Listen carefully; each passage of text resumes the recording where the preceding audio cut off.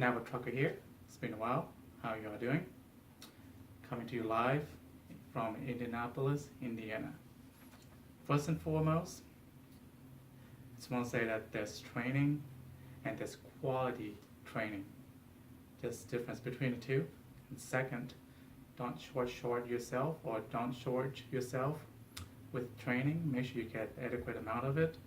You don't feel that you are competent or you feel comfortable to perform certain duties. Make sure that you let someone know. Make sure you raise up the issues. Make sure you get trained on whatever it is that you need to work on. You talk to your trainer, talk to your manager, whichever. Do not compromise. Do not settle with the training that you get. This is your livelihood. This will be your career. So make sure that you let someone know. All right, with that put on the side, I just want to share my experience with the orientation week for Schneider Nationals. And again, I'm at the Indianapolis Operating Center. So I arrived on Monday. The hotel's provided, and however, there's no food, so this would be a good day for you to just get out and go get your snacks or food for the week. You don't want to spend too much money on your food being here.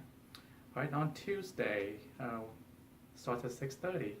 So make sure that you get on the first shuttle out of the hotel to be there at 6:30, regardless of what the orientation paper says.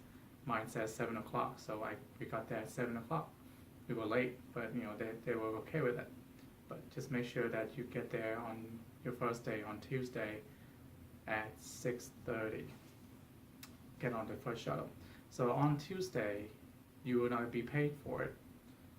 There'll be some paperwork. You're going to do your drug screen, your drug and your alcohol screen. That will be done through taking urine sample and hair follicle. Right, and after that you do your physical test, picking up 30, 40, 60 pounds, repetition, climbing up and down and kneel down or whichever, which is pretty easy. You can do it, nothing hard. Just make sure that the main thing is your heart rate. So make sure that you check your heart rate, make sure it doesn't rise up too high. And I think the formula is 220 minus your age. I think it's minus your age. 220 minus your age times 0.9 or 0.09. Well, I don't know how they check it, but that would be your maximum heart rate. So make sure that you don't go over that. Just do some cardio workout a little bit here and there, just to get your heart rate, just to get your heart rate standardized, and make sure that you can meet these requirements. All right, with paperwork, just like any place else, nothing special. Bring your documents, your ID and passport and check and all that. And the lunch is provided. There'll be sandwiches, tuna salad, chicken salad, ham, cheese. There'll be a bag of chips and drinks. So, not bad, adequate, better than nothing. So, all right, and that will pretty much be today. You will just spend time on paperwork, watch videos, talk about expectations, just a bunch of other things, just something that you would be expected. And there wouldn't be any other thing, there wouldn't be any evaluations, any kind, because you're not actually working. Again, you're not being paid for it. I just want to talk about the facility itself. The one particular one in Indianapolis. There's a cafeteria. This is a full-size cafeteria. There's staff working there pretty much all day, almost through the night. You have hot sandwiches, you have grill, you have cold meats, you have salads, you have drinks, you have dessert, hamburgers, grilled cheese, patty melts, anything you want, you can get it there. So, all right, so that's pretty cool. And then you also have TV room, which will have 300 some movies you can watch, dish, or you can play some games, just be there, in a room, just relax. So it's pretty cool. And there'll also be a gym, there'll be a shower room, several of them, and then there will be, there is a laundry room. So make sure to take advantage of that. All right, on Wednesday we did some more paperwork. I think we probably watched some videos, whichever. And then a little bit later we went out with the instructor and driving. So on Wednesday you're going to start driving, and the instructor will just kind of observe and see the level of your skill level, to see how you are and then you do that through the lunch, and you will just drive around Indianapolis about 20 miles or so, maybe about an hour, going through traffic lights, stop, turn, button hook, left turn, right turn, railroad crossing, school zone, just anything you can see in the city. I mean, not in a congested downtown anything, just around the operating center area. And then you come back. After that. You go to lunch. You will be given a meal card.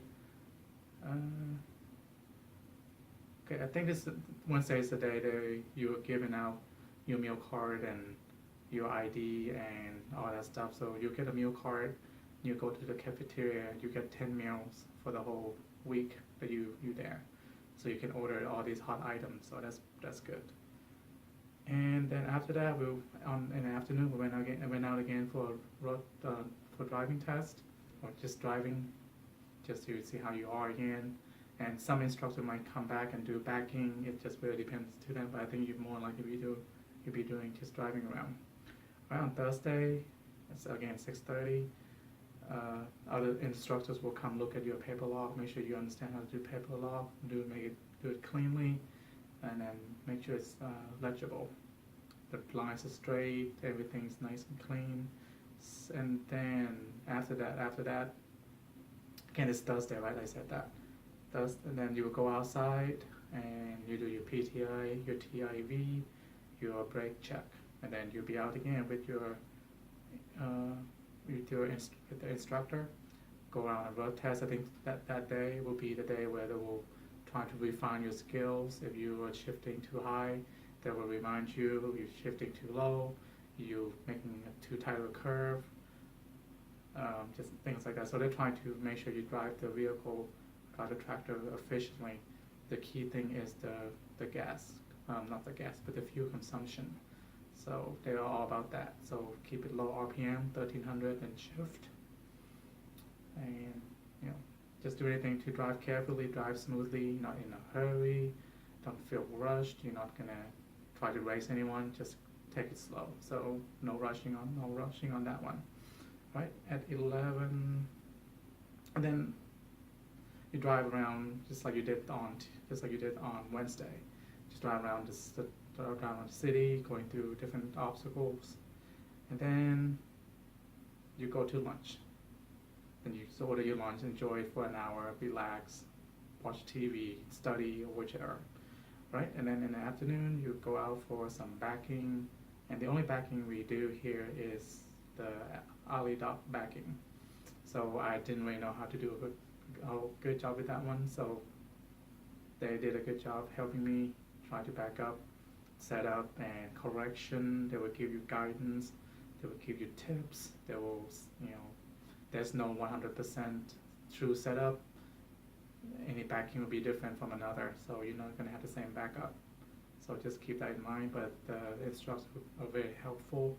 They want you to succeed, so just listen to them. And if you're lucky, you might do some coupling and uncoupling and do 90-degree pull-up. Alright, so that's pretty much Thursday in a nutshell. You'll end the day by doing your post-trip, your TIV, and then finish your log. And then, you have time, then you can eat. The cafeteria closes at 9 o'clock on a weekday, so you should have plenty of credits or allowances on your meal card to eat lunch and dinner through the week. All right, and then on Friday in the morning, we just review our log, went outside, do PTI, TIV, brake check, and then we drove again to lunch. And then again, they will refine you more on the skills you learned the day before. So, 1300 shifting, skip shifting, things like that. So you learn a lot that day. And 11:30, you will have an in-class lunch. You don't have to pay for your meal. You don't have to use any of your allowances for your meal. Sandwiches will be provided that day. We'll talk about if they'll give you a fuel card, then give you a training engineer's packet, tell you who you're going to meet, what day, how you're going to get there, any travel arrangement for you to get there. And then just throughout the day, there'll be a driver representative coming to talk to you about certain things. And then the instructor will go over the CBT, the computer-based training, the demonstration, how to get onto it, how to do it, when to get it done, and make sure you get it done. All right, and then after that, around 1 o'clock or so, we went out driving again, and then came back backing, do more alley docking. You can't never have enough practice on that day, on that. It's the backing. So, all right, and then you will close out. You will do your post trip, to come back and finish up your logbook, and then you have time. You eat, and I forgot to mention that the day starts around 6:30, and then usually ends by 5 every day. So 6:30 to 5. So it's not a long dragging day. So, all right, and then Saturday will be your last orientation day, or last day for your orientation week. You meet at 7 o'clock. You watch some videos on skid or skid avoidance or recovery. It will show you how to come back from your skid and all kinds of tips. And then you do some winter driving videos, and then watch some videos on auto transmission. Then you go into the workshop, and then you're gonna get on simulators. You're gonna go on. You're gonna be doing blowout scenario, mountain driving, snow driving, all kinds of stuff. And then about last couple hours until noon or so, you will go out and do some more packing or whatever you need to do. It's like a leftover day, or whatever it is. So you can do some more packing. You have any problem, do some more packing, do some more pull up, anything like that. All right, and then at around 12 o'clock or so, you'll be dismissed, and you're done for the day. The cafeteria opens until 2 o'clock, so you can get some lunch. Then I would advise you to work on your CBT. There'll be hours and hours and hours. I think the instructor say it's about an hour or 8 hours of CBTs. You'll have to watch videos, do some quizzes, and make sure that you get all that done. So do it, spread it out. Don't try to do it in the last week. It all needs to be done on the third week when you come back after you come back from your trainers on the road. So I would advise you to just go ahead and get it as much as you can done. Some student drivers will meet the trainers on Saturdays, some will meet on Sundays, some will meet on Mondays. So whichever days that you're going to be meeting your trainer or training engineer, when you have time, use that time. I did laundry. I brought my laundry to do on the downtime, do CPTs, get some lunch, do it all at once. Free laundry facility, so take advantage of that. Just use your time wisely, manage your time. Don't wait until the last minutes, because on your third week you have a lot of things to do. You have classroom, so the less work you have to do on the last week, the better. So now I'm just going to talk about overall observation about Schneider. I really think they're a great company, great training company. They really care. They give you positive criticism. They will keep refining you until you get it in correctly, until you do things correctly, efficiently. Everything is smooth. The training's smooth. There's no dead time. You don't sit down. You don't sit for hours at a time just to do nothing. There's always something going on. They've done this for years. They've taught thousands of student drivers, so they have it down right. They know how to do it. The instructors are polite, respectful. They are very helpful. They want you to succeed. They want you to be out there and drive carefully and successfully. They want to help you to make money. So make sure you absorb all your training on this first week, because when you get on the next week with your trainer, you have to build on the foundation you learned from this first week. So they say that you should be able to do everything, 80% of your skill level should be at an 80% level before you get with a trainer. So, and the training engineer will work on that 80% going forward to reach 100%. So I really I've been enjoying going there, going back and forth to the coming to the hotel, going there. It's about 15 minutes from this hotel. It's very quiet. It's quiet. It depends because you have drivers coming from all over the country, just coming to that operating center. Sometimes it's louder, sometimes it's be a lot of people. On the weekends, quiet. It's nice. It's pleasant to be. Good time, a good place to work on your CBTs. Do as much work as you can on your downtime. Yeah, you want to relax. You want to just have a downtime in your room. But if you can work, just continue to work. And then it will pay off on your last week. And then you have less to do. You can just relax or work on other things. Right? So my experience with Schneider orientation week has been positive, very pleasant. I've been enjoying, I'll say all the time, 100% of the time. There hasn't been any negative, and there has been no negative experience at all that I could tell right now. The drivers are nice. I've talked to all these drivers who've driven for years, or newer drivers. They all enjoy it. So I think I made the right decision. So, if you would just do some more research on your behalf. You think Schneider's a good choice? I think Schneider's a great choice for me. They're one of the big companies out there. All right, so if you have any comments, just leave it down in the comments below. I'll answer you. I'm excited. I'm pumped about this place, about Schneider. I'm pumped about next week.